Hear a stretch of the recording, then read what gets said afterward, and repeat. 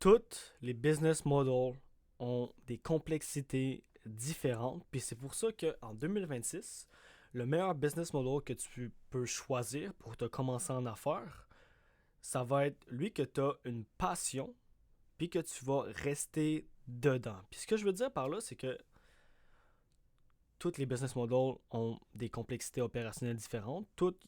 Ça va faire mal commencer dedans. Apprendre tout le processus, apprendre les avatars, apprendre les douleurs, apprendre les situations désirées, apprendre à comment vraiment bien livrer le service.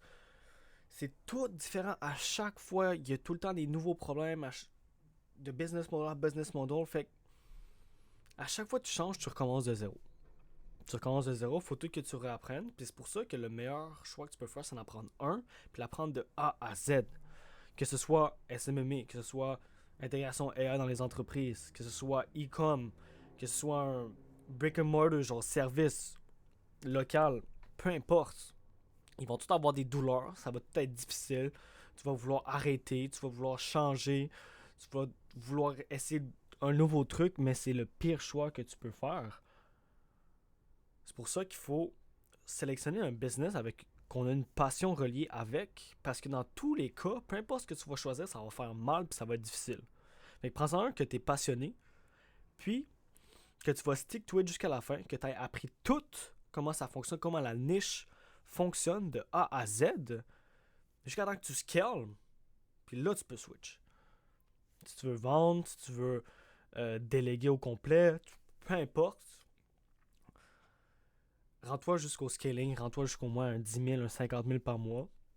Puis après ça, même 10 000 c'est pas assez. Là, comme entre 50 000 et 100 000, puis après ça, là tu switches. Parce que si tu fais tout le temps switcher à chaque fois quand ça devient difficile, tu vas jamais réussir. Puis c'est de quoi que j'ai passé au travers moi-même au début.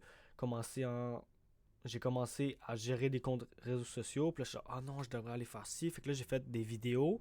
Là, après ça, je suis allé aux ads, juste ads. Puis ça, je suis revenu aux vidéos.